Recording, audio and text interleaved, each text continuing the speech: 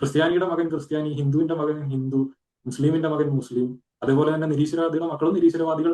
Organised religion കുട്ടിക്കാലത്ത് പഠിപ്പിക്കപ്പെടുന്നത് കൊണ്ടാണ് മദ്രസയിൽ വളരുന്നവരും മതപാഠശാലകളിലും സെമിനാരികളിലും പോകുന്നവര് വളരെ പാടുപെടും.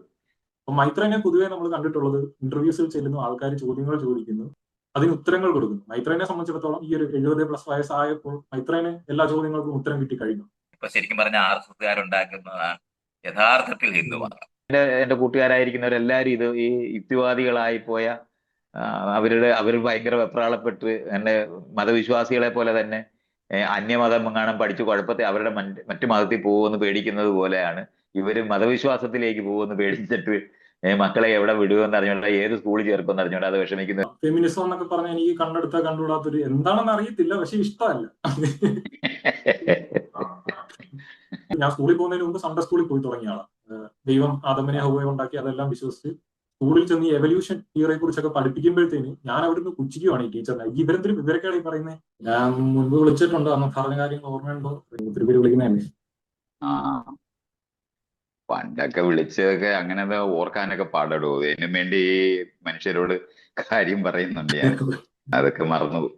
ഞാൻ ബേസിക്കായിട്ട് ഒരു ഇൻട്രൊഡക്ഷൻ തരാം. എന്റെ പേര് അരുൺ എന്നാണ്. ഞാൻ സ്വീഡനിലാണ് പഠിച്ചുകൊണ്ടിരിക്കുന്നത്, ഒരു സ്റ്റുഡന്റ് ആണ്. പെന്തക്കോസ് അങ്ങനെ ഒരു പെന്തക്കോസ് ഇത് അറിയത്തില്ലേ? അറിയാം. ഞാൻ അതിലാണ് ജനിച്ചു വളർന്നത്. ശരിക്കും പറഞ്ഞ ഒരു മന്ദബുദ്ധിയായിരുന്നു. ഒരു 10-22 വയസ്സ് വരെ ശരിക്കും പറഞ്ഞ മന്ദബുദ്ധി. ഈ ലോകത്തിനകത്ത് വേറൊരു പാരലൽ വേൾഡ് ജീവിക്കുന്നോട്ട് അങ്ങനെ ജീവിച്ചുകൊണ്ടിരുന്ന ഒരു വ്യക്തിയാണ്. എനിക്ക് മനസ്സിലായി. അത് ഇയാൾ മാത്രമല്ലല്ലോ, അത്രത്തോളം മതവിശ്വാസം ശക്തമായിട്ട് പഠിപ്പിക്കുന്ന എല്ലാവരും അങ്ങനെ തന്നെയാണ്. അല്ലാതെ അത് പെന്തക്കോസ്റ്റുകാരുടെ മാത്രം പ്രശ്നമൊന്നുമല്ല. ഏത് ക്ലോസ്ഡ് ആയിട്ടുള്ള ഒരു സമൂഹം രൂപപ്പെടുത്തുന്നവരുടെ എല്ലാവരും ചെയ്യുന്നതാണ്. അത് അത്ഭുതകരമായിട്ട് അനുഭവിക്കൊന്നും വേണ്ട. ഞാൻ അന്നേരം ഈ ഒരു പഠനത്തെ പോലും ഞാൻ കണ്ടിരുന്നത് വെറുതെ എനിക്കൊരു സർട്ടിഫിക്കറ്റ് കിട്ടി ജോലി കിട്ടാനായിട്ടുള്ള ഒരു ഉപാധി. അതാണ് ഞാൻ പഠനത്തെ സമീപിച്ചിരുന്ന രീതി. എഞ്ചിനീയറിങ്ങിന് പഠിക്കാൻ പോയി ഹോസ്റ്റലിൽ നിന്ന് പഠിച്ചപ്പോഴാണ് എനിക്ക് സത്യം പറഞ്ഞ ലോകം എന്ന് പറഞ്ഞ വലിയൊരു സാധനമാണ്. എനിക്ക് അതിനെക്കുറിച്ച് യാതൊരുവിധ അറിവും ഇല്ല എന്നൊരു ബോധ്യം വരുന്ന അന്നേരമാണ്. അങ്ങനെ ഒരു ബോധ്യം ഉണ്ടാക്കാൻ വലിയ രീതിയിൽ സഹായിച്ചിട്ടുള്ള ഒരു വ്യക്തിയാണ് മൈത്രേൻ. അതുപോലെ പല വ്യക്തികൾ, ഇപ്പൊ വൈശാഖൻ തമ്പി, പിന്നെ ഒത്തിരി ആൾക്കാർ. സത്യം പറഞ്ഞാൽ ജിയോ അംബാനിയെ കൊണ്ടൊരു ഗുണം ഉണ്ടായത് അതാണ്. ജിയോ വന്നതിന് ശേഷം അങ്ങനെ കേൾക്കാൻ ഫെമിനിസം എന്നൊക്കെ പറഞ്ഞാൽ എനിക്ക് കണ്ടെടുത്ത കണ്ടുകൂടാത്തൊരു എന്താണെന്ന് അറിയത്തില്ല, പക്ഷെ ഇഷ്ടമല്ല. ഇങ്ങനെന്തോ ഇവിടെ വന്നിരുന്നു ഇങ്ങനെയൊക്കെ പറയുന്നത്, പക്ഷെ നമ്മുടെ എല്ലാം ഇതും പോവില്ല. ആ ഒരു രീതിയിലാണ് കണ്ടു തുടങ്ങി. കണ്ണെടുത്താൽ കണ്ടുകൂടായിരുന്നു. അവിടുന്ന് പിന്നെ പെയ്യെ ഇത് പറയുന്നതിലും ശരിയുണ്ടല്ലോ, ആലോചിച്ച് നോക്കി പെയ്യെ ഒരു ഗ്രാജുവൽ പ്രോഗ്രസ്സിൽ ഇതെല്ലാം വിട്ടുമാറി ആ ഒരു പെന്തക്കോസ്ത് വിശ്വാസത്തിൽ നിന്ന് പുറത്തു വന്നു. എല്ലാ മതവിഭാഗത്തിന്റെ അകത്തു നിന്നും അതിനെ ഇപ്പൊ മുസ്ലിംസിന്റെ ഇടയ്ക്ക് നിന്നാണെങ്കിൽ അതിൽ നിന്ന് അവരെ ക്രിട്ടിസൈസ് ചെയ്യാൻ നേരിട്ട് ആള് വരുന്നുണ്ട്. ഇപ്പൊ ഞാൻ നോക്കുമ്പോൾ ഈ ഒരു പെന്തക്കോസ്ത് എന്ന് പറഞ്ഞ ഇതിനകത്തു നിന്ന് അത്ര ആൾക്കാർ സംസാരിച്ച് കാണുന്നില്ല. കൃത്യമായിട്ട് അതിൽ നിന്ന് വിട്ടുവന്നവർ സംസാരിച്ച് അങ്ങനെ കാണുന്നില്ല. അപ്പം ഏകദേശം 8 വർഷത്തോളമായി ഞാൻ ഒരു വിശ്വാസം പള്ളി പോക്കെല്ലാം നിർത്തിയിട്ട്. പക്ഷെ ഈ ഇടയ്ക്ക് പേഴ്സണലി കുറച്ച് പ്രശ്നങ്ങൾ ഉണ്ടായി. അത് കഴിഞ്ഞപ്പോ എനിക്ക് ഒരു റിയലൈസേഷൻ ഉണ്ടായി. ഞാൻ ഇങ്ങനെ പുറത്തു വന്നു. ഇപ്പൊ ഞാൻ ഭയങ്കര പ്രിവിലേജ്ഡ് ആണ്. ഇതേപോലെ ഒരു കൺട്രി വന്ന് ഫ്രീ ആയിട്ട് ജീവിക്കാനും കാര്യങ്ങളും. അന്നേരം ഞാൻ ആലോചിച്ച്, നിങ്ങളെ പോലുള്ളവര് അന്ന് ഇത്രയും ചീത്തവിളി കേട്ട് കാര്യങ്ങൾ കൊണ്ടാണ് എനിക്ക് ഇന്ന് സ്വാതന്ത്ര്യം കിട്ടുന്നത്, ഇങ്ങനെ ചിന്തിക്കാനെങ്കിലും ഉള്ളത്. അപ്പൊ അതുകൊണ്ട് ഞാൻ സംസാരിക്കണം ഈ ഒരു കാര്യത്തെക്കുറിച്ച്. സംസാരിച്ചു തുടങ്ങി ഈ ഒരു ഏകദേശം 3 മാസം കൊണ്ട് എനിക്ക് തോന്നിയ കാര്യങ്ങൾ പലതും സംസാരിക്കുന്നു. ഒത്തിരി ആൾക്കാർ നല്ല രീതിയിൽ മെസ്സേജ് അയക്കുന്നുണ്ട്. പിന്നെ ഇതിനെ എതിർക്കുമ്പോൾ സ്വാഭാവികമായിട്ട് വരുന്ന ബന്ധുമിത്രാദികളുടെ സൈഡിൽ നിന്ന് തന്നെ ഒറ്റപ്പെടുത്തുന്ന അവസ്ഥയുണ്ട്. പക്ഷെ അത് ഞാൻ കാര്യമാകുന്നില്ല.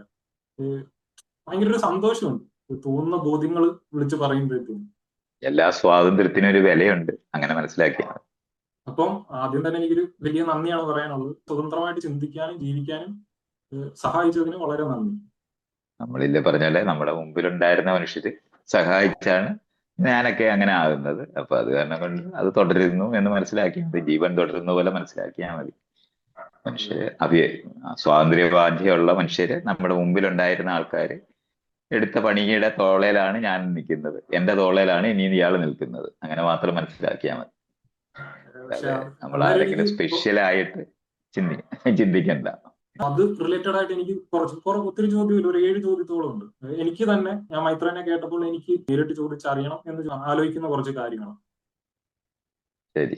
ഒന്നാമത്തേത് പ്രത്യേകിച്ച് ആ ഒരു കുട്ടിക്കാലത്തെ കാര്യം പറയുന്നത് അമ്മയുടെ ഈ പെൻപാൽസ് ഫ്രണ്ട്സ് അതിനെ കുറിച്ചൊക്കെ ഞാൻ കേട്ടത്. അങ്ങനെ ഞാൻ പെൻപാൽസ് ഇപ്പോഴും ഉണ്ടോ എന്ന് അറിയാനായിട്ട് നോക്കി ഡിജിറ്റൽ പെൻപാൽസ് വഴി ഞാൻ ഒത്തിരി ഫ്രണ്ട്സിനെ ഉണ്ടാക്കി. അതെനിക്ക് വളരെ ഉപകാരമായിട്ടുണ്ട്.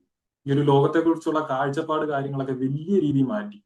അപ്പം മൈത്രേന്റെ ആ ഒരു കാലയളവിൽ എനിക്ക് തോന്നുന്നു അമ്മ ആ ഒരു സമയത്ത് പെൻപാൽസ് എന്നൊക്കെ പറയുമ്പോഴത്തേനും കുറച്ചുകൂടെ ലിബറലായി കുറച്ചുകൂടെ വലിയ വീക്ഷണമുള്ള ഒരു ചുറ്റുപാടായിരിക്കണം എന്ന് ഞാൻ കരുതുന്നു.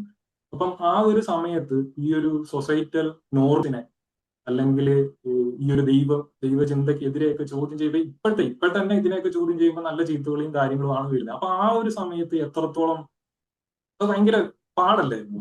എങ്ങനെയായിരുന്നു ആ ഒരു സമയം എന്ന് പറയാം? സത്യത്തിൽ ഈ നിങ്ങളിപ്പോ അനുഭവിക്കുന്ന ഒരു ഓർഗനൈസ്ഡ് ആയിട്ടുള്ള ഒരു റിലീജിയൻ അല്ല ഈ ഇന്ത്യയിലുള്ളത്. നമുക്ക് അതിനകത്ത് ഒരു ഓർഗനൈസ്ഡ് റിലീജിയൻ അല്ല. ബ്രിട്ടീഷുകാര് ഹിന്ദുക്കൾ എന്ന് ഗസറ്റിൽ എഴുതുന്നതുകൊണ്ട് മാത്രം ഉണ്ടായിപ്പോയ ഹിന്ദു മതമാണ്.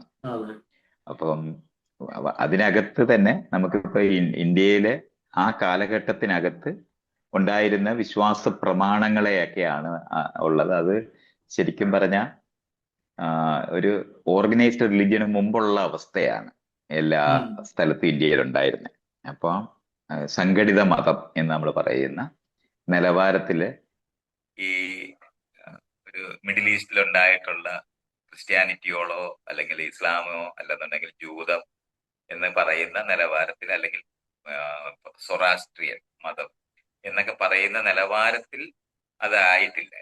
അതിനു മുമ്പുള്ള അവസ്ഥയിലായിരുന്നു ഇന്ത്യയിലെ വിശ്വാസ പ്രമാണങ്ങളെല്ലാം നിന്നിരുന്നത്. ആ ഒരു സംവിധാനം കൊണ്ട് എന്റെയൊക്കെ വീട്ടിനകത്ത് ശക്തമായ മതവികാരങ്ങൾ ഉണ്ടാക്കുന്ന നിലവാരത്തിലുള്ള ഒരു ഓർഗനൈസ്ഡ് ആയിട്ടുള്ള പഠിപ്പീരില്ല. അവിടെ ഒരു വിളക്ക് കത്തിക്കും എന്ന് പറയുന്ന നിലവാരത്തിൽ മാത്രമേ ഉള്ളൂ.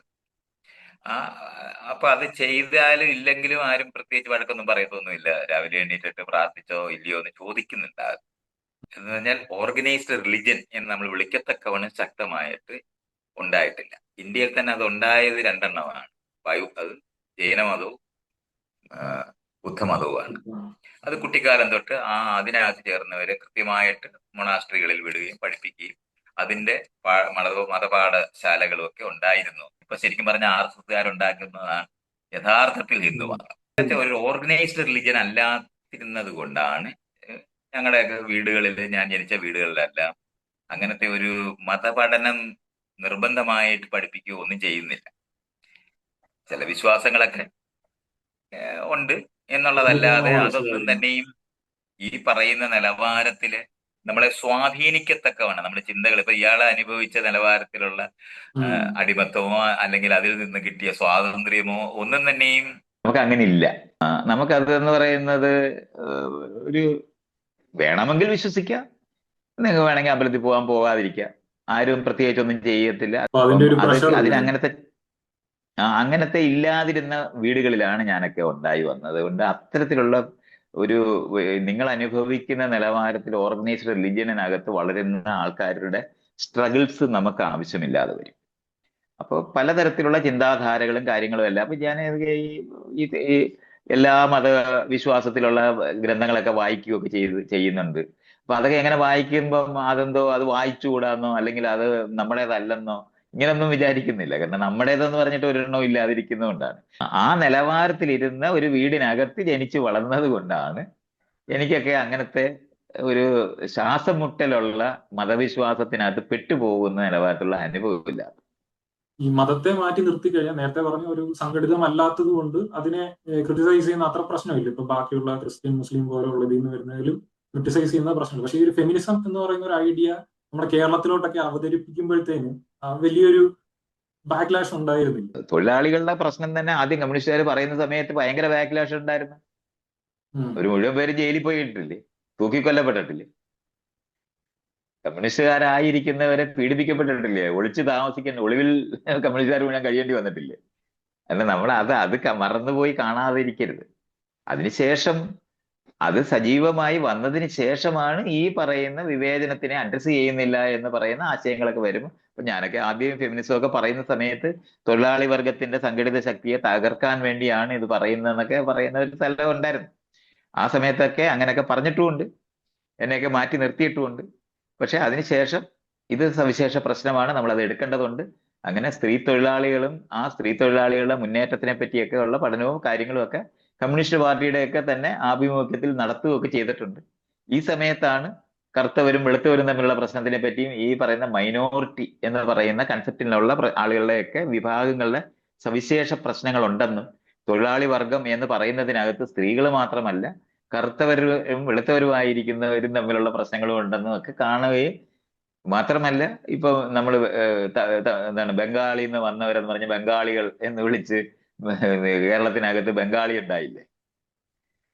അപ്പം തൊഴിലാളികളായിരിക്കുന്നു എന്ന് പറയുന്നത് കൊണ്ട് മാത്രം തീരുന്നില്ല. അപ്പൊ ബംഗാളികളെ നമ്മൾ വിവേചനത്തോടെയാണ് കാണുന്നത് ഇവിടുത്തെ തൊഴിലാളി വർഗം. അപ്പൊ ഇത്തരത്തിലുള്ള റേഷ്യൽ ആയിട്ടുള്ള കാര്യങ്ങളും കൂടെ ഒക്കെ അഡ്രസ് ചെയ്യപ്പെടേണ്ടതുണ്ട് എന്നൊക്കെ നമ്മൾ ഇന്ന് കാണുന്നുണ്ട്. അപ്പൊ ആ നിലവാരത്തിലുള്ള ഈ തരത്തിലുള്ള വ്യത്യസ്തതകളെ എല്ലാം മുഴച്ചു വരികയും അത് ഈ തരത്തിലുള്ള ഐക്യപ്പെടലിനെ പലപ്പോഴും തടസ്സമായി വരികയൊക്കെ ചെയ്യുന്നതിനെയൊക്കെ നമ്മൾ പുതിയ രീതിയിൽ അഡ്രസ് ചെയ്യേണ്ടതുണ്ട് എന്നൊക്കെ കാണേണ്ടതുണ്ട്. അപ്പം ആ നിലവാരത്തിൽ അതുകൊണ്ട് ഞാനൊക്കെ ഇത് പ്രവർത്തിക്കുന്ന സമയത്ത് ബാക്ക്ലാഷ് ഉണ്ടായെന്ന് ചോദിച്ചാൽ ഈ ഓരോ സമയങ്ങളിലും ബാക്ക്ലാഷുകൾ ഉണ്ടായിട്ടുണ്ട്. നമുക്ക് മാത്രം അനുഭവിച്ച കാര്യമൊന്നുമില്ല, എനിക്ക് മാത്രമൊക്കെ അനുഭവിച്ച കാര്യങ്ങളല്ല. അതുകൊണ്ടാണ് ഞാൻ പറഞ്ഞ കമ്മ്യൂണിസ്റ്റുകാരായിട്ട് ആദ്യം വന്ന സമയത്ത് അവരെ മുഴുവൻ പീഡിപ്പിക്കുകയും അവരെല്ലാം ജയിലിൽ പോവുകയും തൂക്കിക്കൊല്ലപ്പെടുകയും ഒക്കെ ചെയ്തിരുന്നു. ഒളിവിലിരിക്കാൻ ബാധ്യത വന്നിരുന്നതൊക്കെ മറന്നു പോകരുത്. അതേപോലെ അത് എന്തെങ്കിലും കഴിഞ്ഞിട്ട് അവരധികാരത്തിൽ ഇരിക്കും. ഫിസിക്കൽ വയലൻസ് എന്തെങ്കിലും അങ്ങനെ ഉണ്ടായിട്ടുണ്ടോ? ആ വ്യക്തി ജീവിതത്തിനകത്ത് കുറവാണ്.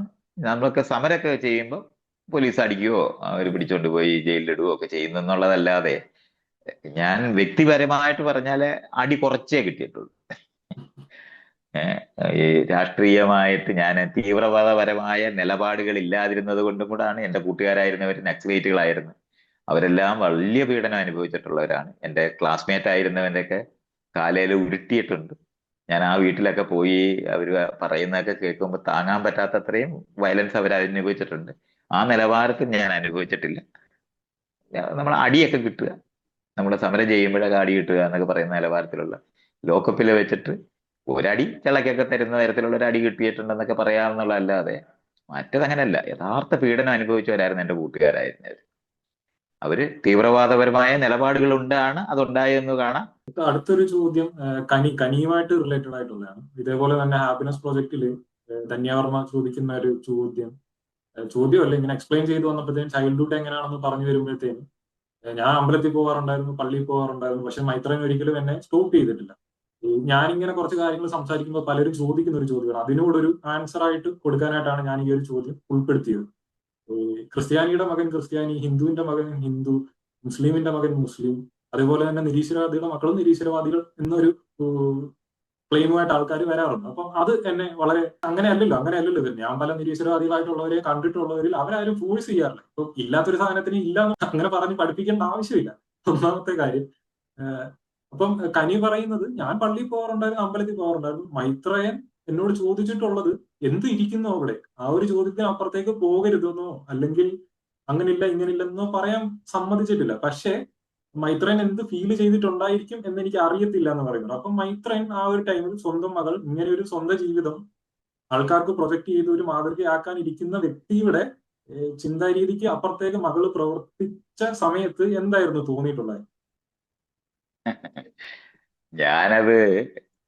ഞാൻ ഈ ഒരു വലിയ ഒരു സമൂഹത്തിന്റെ നടുവിലാണ് നമ്മൾ ജീവിക്കുന്നത് എന്നുള്ള അറിവുണ്ട്. അവളെ പഠിപ്പിക്കുന്ന അധ്യാപകര്, അവരുടെ അപ്പൂപ്പനും അമ്മൂമ്മയും അവരെല്ലാവരും പലതരത്തിലുള്ള വിശ്വാസങ്ങളുമായിട്ട് കഴിയുന്നവരല്ലേ. ഒരു കുട്ടിയെ നമ്മൾ മാത്രം വളർത്തുകയാണെന്നുള്ള തെറ്റിദ്ധാരണയില് നമ്മൾ ജീവിക്കാതിരിക്കുന്നത് കൊണ്ടാണ് ഇത്. അവള് വായിക്കുന്ന കവിതകളിനകത്ത്, അവളെ പഠിപ്പിക്കുന്ന സ്കൂളിൽ പഠിപ്പിക്കുന്ന കവിതകളിനകത്ത് എല്ലാം നിലനിൽക്കുന്നതല്ലേ ഈ വിശ്വാസത്തിന്റെ ലോകം. അത് നമ്മൾ മാത്രമായിട്ട് ചെയ്യുന്ന ഒരു പ്രവൃത്തി അല്ലെങ്കിൽ അപ്പൂപ്പനും അമ്മൂമ്മയും ചെയ്യുന്ന പ്രവൃത്തി ഒന്നുമല്ല. ഒരു കവിത പഠിക്കുന്ന സമയത്ത് അതിനകത്ത് എല്ലാം എഴുതി വെച്ചിട്ടുണ്ടാവും. അവള് പഠിക്കുന്ന ലേഖനങ്ങളിനകത്ത് മുഴുവൻ പറയുന്നുണ്ടാവും. ചുറ്റുപാടുമുള്ള ഒരു ഉരുട് വീഴാൻ പോകുമ്പോ എന്റെ ദൈവമേ എന്ന് വിളിക്കുന്നുണ്ടാകത്തില്ലേ. അപ്പൊ ഇതെല്ലാം കേട്ടിട്ടല്ലേ കുട്ടി വളരുന്നത്. ആ അതെ. കുട്ടിയെ അവളുടെ വലിയൊരു സാംസ്കാരികമായ പശ്ചാത്തലത്തിൽ നമ്മളിങ്ങനെ ഒറ്റപ്പെട്ട് നിൽക്കുന്ന പോലെ ആകരുത് എന്നറിയുന്നത് കൊണ്ടാണ്. ഇപ്പൊ ഞാൻ അങ്ങനെ വാശിയോടെ പറഞ്ഞ എന്റെ അമ്മയും അച്ഛനെയും ഞാൻ എന്ത് ചെയ്യും? എന്റെ ജയശ്രീയുടെ അമ്മയും അച്ഛനെയും ഞാൻ എന്ത് ചെയ്യും? അപ്പൊ അതത്രയും നമ്മൾ മനസ്സിലാക്കേണ്ടതുണ്ട്. അപ്പൊ നമ്മൾ ഒറ്റയ്ക്ക് വളർത്തുന്നവരല്ല എന്നും ഈ പറയുന്ന അവള് വായിക്കുന്ന കവിത വായിച്ചാൽ മനസ്സിലാകാതെ പോകത്തില്ലേ? അതിനകത്തെല്ലാം ദൈവത്തിനെ പറ്റിയൊക്കെ പഠിക്കത്തില്ലേ? ഇപ്പൊ കുമാരനാശന്റെ കവിത അവള് പഠിക്കുവാണെങ്കിൽ എന്ത് എടുത്തിട്ട് അവള് ചെയ്യും? നാരായണ ഗുരുവിന്റെ കവിത പഠിച്ചാൽ അവൾ എന്ത് ചെയ്യും?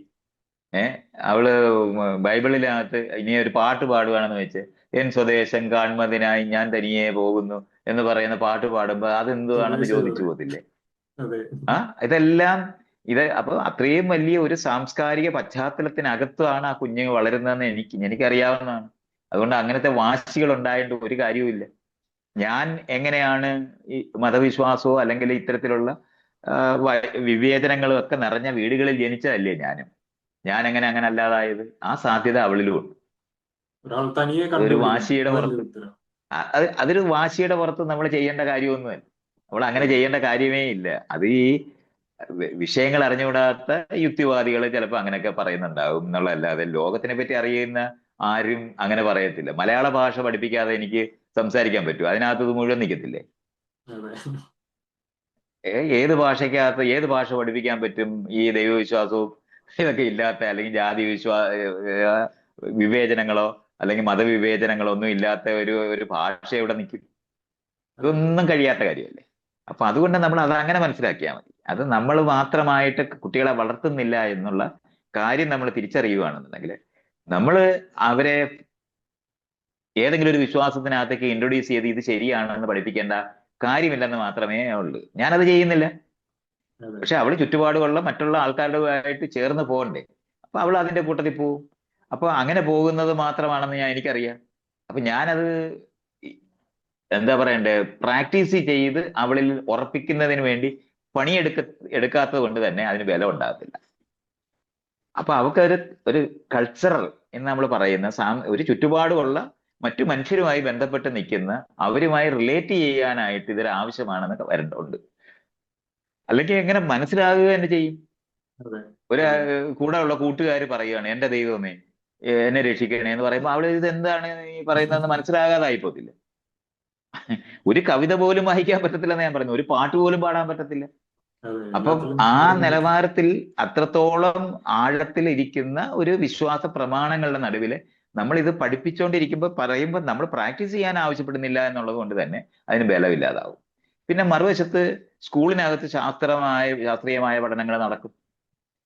അത് ചെയ്യുന്നതുകൊണ്ട് തന്നെ സ്വാഭാവികമായിട്ട് എനിക്ക് കിട്ടിയതിനേക്കാളും വലിയ ഓപ്പണിങ് അവൾക്ക് കിട്ടും.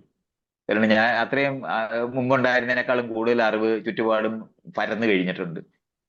എങ്ങനെയാണ് ലോകം രൂപപ്പെട്ടു വരുന്നത് എന്നുള്ളത് ഇന്ന് നമുക്കറിയുന്ന അറിവുകളൊക്കെ വന്നു കഴിഞ്ഞ കാലമല്ലേ. അപ്പൊ ഞാൻ അങ്ങനെ പേടിക്കേണ്ട കാര്യമില്ലെന്ന് അറിയുന്നതുകൊണ്ടാണ് അങ്ങനെ പറയാതിരുന്നത്.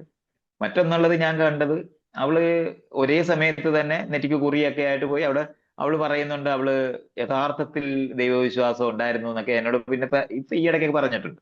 പക്ഷെ ഞാനന്ന് അവിടെ പോയി നോക്കുമ്പം ഒരു അന്ന് ഒരു 8ാം ക്ലാസ്സിലൊക്കെ പഠിക്കുന്ന സമയത്തൊക്കെയാണ് അവൾ പോകുന്നത്. അവിടെ ഒരു ചെറുക്കനായിട്ട് ഇച്ചിരി പ്രണയത്തിൽ ഇരിക്കുന്നതും കാണുന്നുണ്ട്. അപ്പൊ ഞാൻ ആദ്യം അങ്ങോട്ട് പോകുമ്പോൾ ഞാൻ മനസ്സിലാക്കിയത് അവക്കൊരു പ്രണയത്തിന് സൗകര്യപൂർവ്വം പുറത്തൊക്കെ നടന്ന വഴക്ക് പറയുമല്ലോ മറ്റുള്ളവര്. ഉം. ചെറുക്കനും പെണ്ണും വല്ലയിടത്തും പോയിരുന്ന് സംസാരിക്കത്തില്ലല്ലോ. അപ്പൊ അമ്പലത്തിലും പള്ളിയിലും ഒക്കെ ആണെങ്കിൽ എളുപ്പമാണ്. എല്ലാവരും അമ്പലത്തിലും പള്ളിയിലും പോകുന്നത് പുരുഷനെയും സ്ത്രീയെയും കാണാനാണെന്ന് എനിക്ക് നല്ലോണം അറിയാം. അതുകൊണ്ട് എനിക്ക് യാതൊരു കൺഫ്യൂഷനും അവിടെ ഇല്ല. വളരെ അടുത്ത് ലെജിറ്റിമേറ്റോ ആയിട്ട് ഇരിക്കാൻ പറ്റുന്ന ഒരു സ്ഥലമായിട്ട് എല്ലാവർക്കും കാണുന്നതുകൊണ്ട് പള്ളിയിലും അതെ. അമ്പലത്തിലും പെൺകുട്ടികളും ആൺകുട്ടികളും പോകുന്നത് പരസ്പരം കാണാനാണെന്ന് അറിയുന്ന ഒരാളാണ്.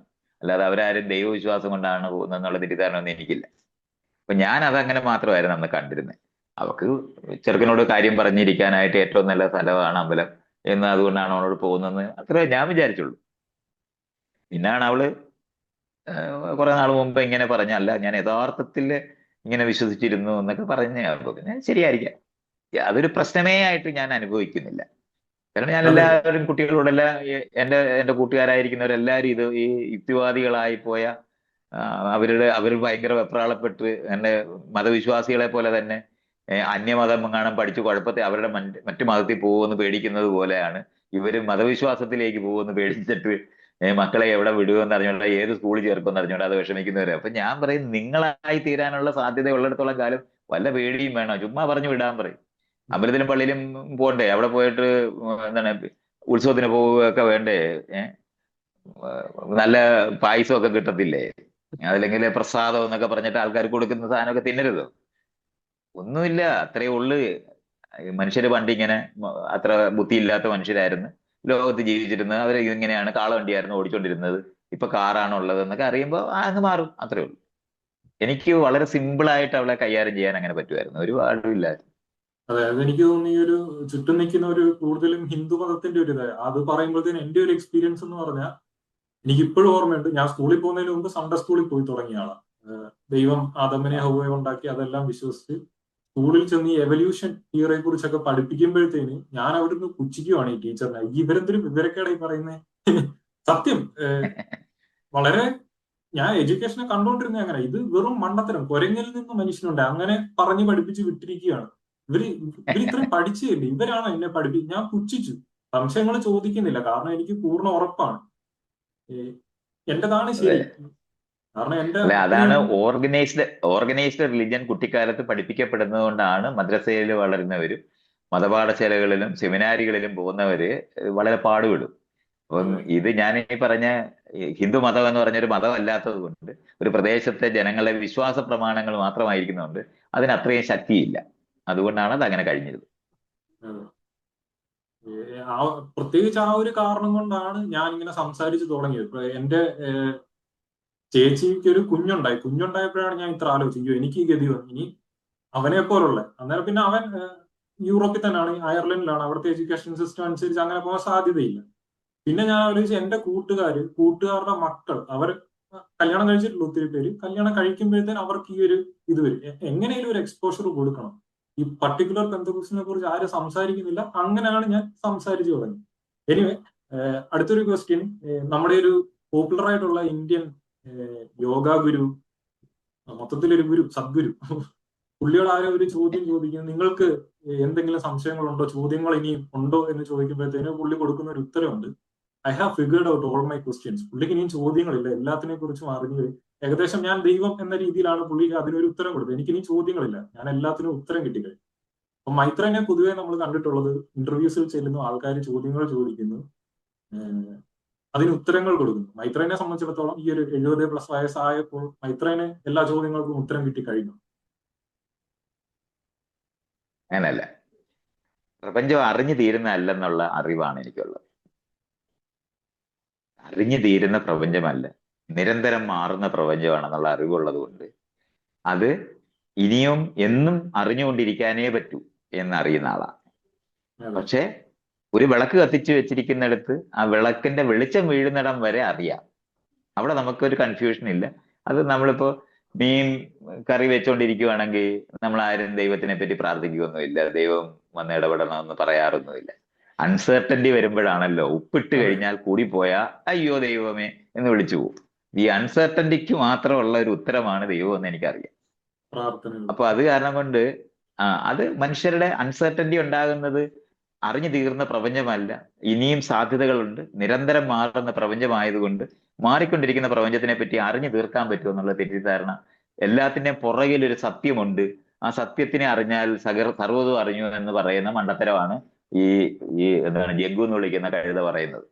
അല്ലാതെ അതിനെപ്പറ്റി ഒന്നും നമ്മൾ ആലോചിക്കേണ്ട കാര്യമില്ല. അവൻ പരമജ്ഞാനിയായിട്ടിരിക്കുന്ന എല്ലാ പരമജ്ഞാനികളും അങ്ങനെയാണ്. പണ്ട് കാലത്തെ പരമജ്ഞാനികളെന്ന് സർവജ്ഞ പീഠം കയറിയിട്ടുള്ള കഴുതകളുണ്ട്. ആ കഴുതകളെല്ലാം ഇതുപോലെയുള്ള കാര്യം പറയും. എന്താണോ അറിഞ്ഞാൽ സർവവും അറിഞ്ഞത്, അതാണ് ഞാൻ അറിഞ്ഞത് എന്നൊക്കെ പറഞ്ഞിട്ടുള്ള ഈ എല്ലാത്തിനും അടിസ്ഥാന ഒരു സത്യമുണ്ട് എന്നൊക്കെ പറഞ്ഞ് പഠിപ്പിക്കുന്ന ഫിലോസഫി പഠിക്കുന്നവൻ പറയുന്ന വരിയാണത്. അത് കണ്ടിട്ട് നമുക്കൊരു കൺഫ്യൂഷൻ വേണ്ട. ഞാനും ഈ ഉപനിഷത്തും ഈ ഭഗവത്ഗീതയൊക്കെ വായിച്ചിട്ടുള്ള ഒരുത്തനായത് കാരണം കൊണ്ട് എനിക്കും അറിയാം എന്ത് ഈ പറയാൻ ശ്രമിക്കുന്നതെന്ന്. അങ്ങനെ മറ്റുള്ളവരുടെ മുകളിൽ ആധിപത്യത്തോടെ ഇരിക്കാനും മറ്റുള്ളവരുടെ മേളിൽ തലയെ കയറിയിരിക്കാനും ഗുരു കളിക്കാനും ഒക്കെ വേണ്ടിയാണ് ഇത്തരത്തിലുള്ള സാധനങ്ങളൊക്കെ പറയുന്നതെന്ന് നമുക്കറിയണം. അത് മറ്റുള്ളവരെ യഥാർത്ഥത്തിൽ ഈ ഗുരുത്വം എന്ന് പറയുന്നത് മറ്റുള്ളവരുടെ മേളിൽ ആധിപത്യത്തോടെ ഇരിക്കുന്നതിന് വേണ്ടിയുള്ളതാണ്. ബാക്കിയുള്ളവരെല്ലാം ലഘുവായിട്ട് കാണാനുള്ള സാധനമാണ്. ഇത് വളരെ ജനാധിപത്യ വിരുദ്ധമായിട്ടുള്ള ഒരു അറിവാണ് അവന്മാര് പറയുന്നത്. ഒരു അറിവുമല്ല, ഈ തരത്തിലുള്ള നാട്യങ്ങളാണ്, അഭിനയ കർത്താക്കളാണ്. അവനൊക്കെ ഭരത ഭരത അവാർഡാണ് കൊടുക്കേണ്ടത്, അഭിനയ ചക്രവർത്തിമാരെന്നുള്ള നിലവാരത്തിൽ. അല്ലാതെ വേറെ ഒരു തരത്തിലും ഈ പ്രപഞ്ചത്തിനകത്ത് നിരന്തരം പ്രപഞ്ചത്തിന് സ്വയം അറിഞ്ഞു തീർക്കാനൊക്കാത്ത അത്രയും നിരന്തരം മാറുന്ന ഒരു പ്രപഞ്ചമാണ്. നമ്മള് ജീവൻ എന്ന് പറയുന്നത് ഉണ്ടാകുമ്പോൾ മാത്രമാണ് പ്രപഞ്ചത്തിനെ പറ്റി അറിയാൻ പറ്റുന്നത്. അതുകൊണ്ട് സർവ്വവും അറിഞ്ഞു കഴിഞ്ഞാൽ പിന്നെ ചാകാതിരിക്കേണ്ടി വരും അവന്. ചാകുന്ന ഒരുത്തനല്ലേ.